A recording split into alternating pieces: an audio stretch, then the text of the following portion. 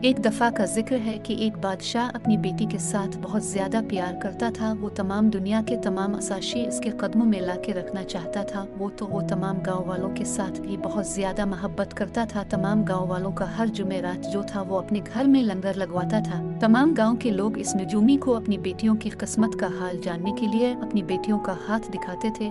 बादशाह को अपनी बेटी की किस्मत पर पूरा यकीन था, लेकिन बेटी के बार बार इसरार करने पर उसने अपनी बेटी का हाथ नजूमी को दिखाने का फैसला किया और इस वजह से इसने नजूमी को अपने महल में बुलाया और अपनी बेटी का हाथ दिखाया।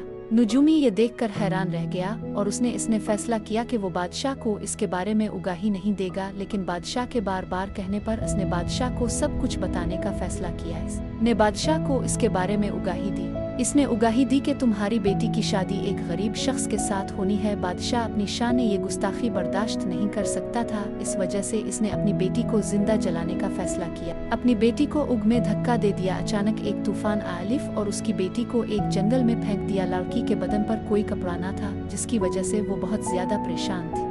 वहाँ से एक लड़के का गुजर हुआ। लड़की ज़ारों की तरह रो रही थी। उसकी आवाज़ लड़के के कानों में पड़ी तो लड़का इस तरफ मुड़ा और देखा कि झाड़ियों के पीछे एक लड़की ज़ारुकता रो रही है। इसने वहाँ जाने की जहमत न की, क्योंकि वहाँ एक लड़की मौजूद थी। इस वजह से वो वहाँ जाना नहीं चाहता था कि लड़की के इसको देख के डर न जाए। लड़के ने लड़की से पूछा कि तुम ज़ारों की तरह क्यों रो रही हो। लड़की ने अपना तमाम कहानी इसको बताने का फैसला किया और उसने अपनी कहानी का आगाज किया। इसने बताया कि इसके बाप ने इसके साथ कुछ किया है। लड़का सुनकर हैरान रह गया कि एक इंसाफ पसंद बादशाह अपनी बेटी के साथ ऐसा कैसे कर सकता है, लेकिन इसको लड़की की बात पर यकीन करना था, क्योंकि लड़की ज़ारों की तरह रो रही थी। लड़की ने इसको बताया कि वो वहाँ नंगी बैठी हुई है, इसके पास कोई कपड़ा नहीं। लड़की ने लड़के से अपना बदन ढांपने के लिए कपड़ा मांगा। जब लड़के ने उसकी बात सुनी तो इसने इसको बताया कि हमारे यहाँ अगर लड़का अपना इस्तेमाल शुदा कपड़ा अगर किसी लड़की को दे दे तो इससे इसको शादी करनी पड़ती है। तो लड़की ने जब ये सुना तो इस वक्त इसको कपड़े की ज्यादा जरूरत थी, तो इसने इसके साथ शादी करने के लिए हाँ कर दी।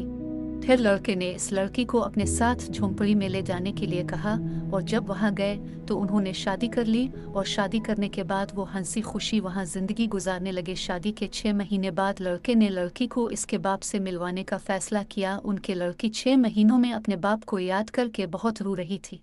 लड़के को पता चला कि बादशाह हर जुमेरात एक लंगर लगाता है और पूरे गांव को लोगों को वहां जमा करता है, तो इसने इसी दिन इसकी बेटी को वहां ले जाने का फैसला किया और वो इसको वहां लेकर गया। और जब बादशाह ने अपनी बेटे को देखा तो वो रोने लग गया और उसको हैरानी थी कि मेरी बेटी जिंदा है, और वो खुश भी था कि मेरी बेटी जिंदा है। जब बेटी इसके साथ मिली तो बाप ने इसे मुआफ़ी मांगी के लड़की ने अपने बाप को मुआफ़ कर दिया। फिर बादशाह ने इसको और उसके शौहर को अपने महल में रहने का कहा और फिर बादशाह ने एक तोहफे के तौर पर अपनी बादशाहत जो है वो अपनी बेटी के शौहर को दे दी और फिर पूरे गांव में ऐलान कर दिया और फिर बाद में हंसी खुशी जिंदगी गुजारी।